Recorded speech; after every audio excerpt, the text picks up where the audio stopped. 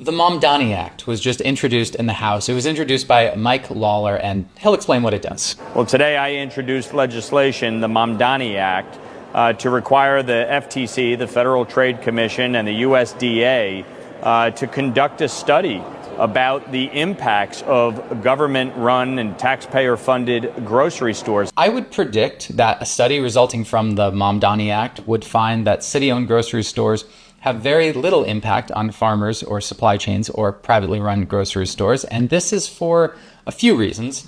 One, a city-owned grocery store exists within a market economy, so the farmers and suppliers are still selling at market rates. And a small grocery store is just another customer buying at a pretty small scale.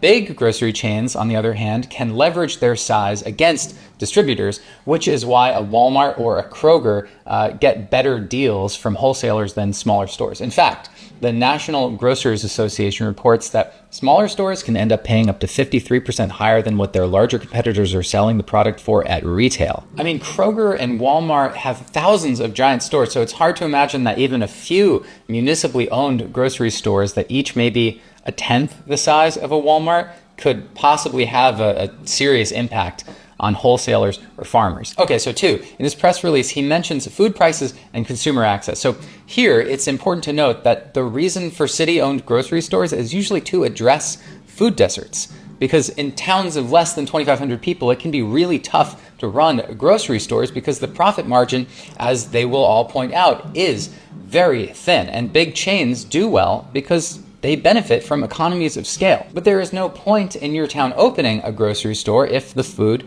is unaffordable. So costs are kept as low as possible by subsidizing the store and running it as a public utility, like sanitation or water. And for the reasons I already explained, it might still not have the lowest prices, but it should still be affordable. That is part of the point. But in a food desert, the Walmart or whatever is closest might be a 15-minute drive away or more, obviously making it especially difficult for elderly people or anyone who can't drive. So opening up a place close by should only increase access. Again, access is the point.